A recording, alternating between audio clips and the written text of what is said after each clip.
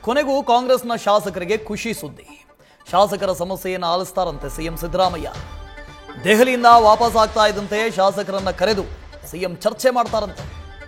3 ದಿನಗಳ ದೆಹಲಿ ಭೇಟಿ ಆದ ಬಳಿಕ ಬೆಂಗಳೂರಿಗೆ ವಾಪಸ್ ಆಗ್ತಾರೆ. ಆ ನಂತರ ಶಾಸಕರನ್ನ ಪ್ರತ್ಯೇಕವಾಗಿ ಕರೆದು ಚರ್ಚೆ ಮಾಡಿ ಅವರ ಅಹವಾಲನ್ನು ಸ್ವೀಕಾರ ಮಾಡ್ತಾರೆ. ಅವರ ದುಃಖ ದುಮ್ಮಾನವನ್ನು ಕೇಳ್ತಾರಂತೆ. ಶಾಸಕರ ಸಮಸ್ಯೆಯನ್ನು ಆಲಿಸ್ತಾರೆ. ಹೈಕಮಾಂಡ್ ಈಗಾಗಲೇ ಸೂಚನೆಯನ್ನು ಕೊಟ್ಟಿದೆ, ಸಮಸ್ಯೆ ಕೇಳಿ ಅಂತ.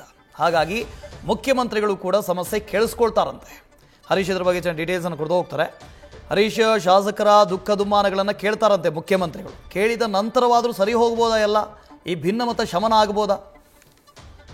ವಾಸುದೇವ್, ಬಹಳ ಮುಖ್ಯವಾಗಿರುವಂತದ್ದು ಇತ್ತೀಚೆಗೆ ಕೂಡ ಒಬ್ಬರಲ್ಲ ಒಬ್ಬರು ಶಾಸಕರು ಬಹಿರಂಗವಾಗಿ ಹೇಳಿಕೆಗಳನ್ನ ಕೊಡ್ತಾ ಇರುವಂತದ್ದು. ಎಲ್ಲೊಂದ್ ಕಡೆ ಮತ್ತೆ ಸಿಎಂ ಸಿದ್ದರಾಮಯ್ಯ ಮತ್ತೆ ಸರ್ಕಾರ ಪಕ್ಷಕ್ಕೆ ಡ್ಯಾಮೇಜ್ ಆಗ್ತಿದೆ ಅನ್ನುವಂಥದ್ದು ಕೂಡ ದೊಡ್ಡ ಮಟ್ಟದಲ್ಲಿ ಕಾಂಗ್ರೆಸ್ ಒಳಗಡೆ ಕೇಳಿ ಬರ್ತಾ ಇರುವಂತದ್ದು. ಹಾಗಾಗಿ ಶಾಸಕರ ಅಸಮಾಧಾನ ತಣಿಸುವಂತ ನಿಟ್ಟಿನಲ್ಲಿ ಕೂಡ ಹೈಕಮಾಂಡ್ ಈಗಾಗಲೇ ಸೂಚನೆಯನ್ನು ಕೊಟ್ಟಿದ್ದಾರೆ. ಸೊ 3 ದಿನಗಳ ದೆಹಲಿ ಪ್ರವಾಸವನ್ನ ಇವತ್ತು ಮುಗಿಸ್ಕೊಂಡು ಇವತ್ತು ರಾತ್ರಿ ಬೆಂಗಳೂರಿಗೆ ವಾಪಸ್ ಆಗ್ತಿದ್ದಾರೆ ಸಿಎಂ ಸಿದ್ದರಾಮಯ್ಯರು. ನೇರವಾಗಿ ಶಾಸಕರನ್ನ ಒಬ್ಬೊಬ್ಬರನ್ನಾಗಿ ಕರೆದು ಯಾರೆಲ್ಲ ಹೇಳಿಕೆಗಳನ್ನ ಕೊಡ್ತಾ ಇದ್ದಾರೆ, ಏನೆಲ್ಲ ಸಮಸ್ಯೆಗಳಿವೆ ಅಂತಹ ಶಾಸಕರನ್ನೆಲ್ಲರನ್ನು ಕರೆದು ಅವರ ಸಮಸ್ಯೆಗಳನ್ನ ಆಲಿಸುವಂತ ನಿಟ್ಟಿನಲ್ಲಿ ಸಿಎಂ ಸಿದ್ದರಾಮಯ್ಯರಿಗೆ ಮುಂದಾಗಿದ್ದಾರೆ ಅನ್ನುವಂತ ಮಾಹಿತಿ ಕೂಡ ಲಭ್ಯ ಆಗ್ತಾ ಇರುವಂತದ್ದು.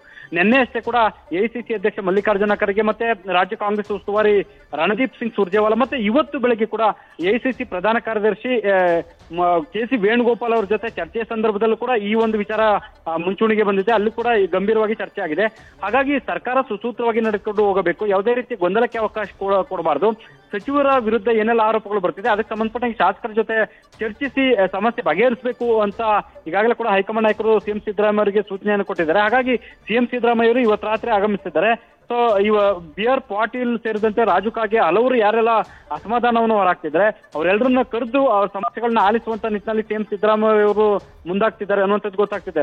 ಜೊತೆಗೆ ಈಗಲೇ ಕೆಲವು ಶಾಸಕರು ಕೂಡ ಶಾಸಕಾಂಗ ಸಭೆಯನ್ನ ಕರಿಬೇಕು, ಅಲ್ಲಿ ನಮ್ಮ ಸಮಸ್ಯೆಯನ್ನ ಹೇಳ್ಕೊಳ್ಳೋದಕ್ಕೆ ಅವಕಾಶ ಕೊಡಬೇಕು ಅನ್ನುವಂತ ಆಗ್ರಹವನ್ನು ಮಾಡ್ತಾ ಇದ್ದಾರೆ. ಹಾಗಾಗಿ ಮುಂದೆ ಕೂಡ ಈಗ ವಿಧಾನಮಂಡಲದ ಅಧಿವೇಶನ ಇದೆ, ಆ ಒಂದು ಸಂದರ್ಭದಲ್ಲಿ ಶಾಸಕಾಂಗ ಸಭೆಯನ್ನು ಕರೀತಾರೋ ಅದಕ್ಕಿಂತಲೂ ಮೊದಲೇ ಶಾಸಕಾಂಗ ಸಭೆಯನ್ನು ಕರೆದು ಶಾಸಕರ ಸಮಸ್ಯೆಯನ್ನ ಇತ್ಯರ್ಥ ಪಡಿಸ್ತಾರೋ ಅನ್ನುವಂಥದ್ದು ಸಾಕಷ್ಟು ಕುತೂಹಲಕ್ಕೆ ಎಡೆ ಮಾಡಿಕೊಟ್ಟಿದೆ. Vasudev, okay, thank you Harish. News first ನಿರ್ಭೀತಿಯಿಂದ ನಿಮ್ಮ ಪರವಾಗಿ.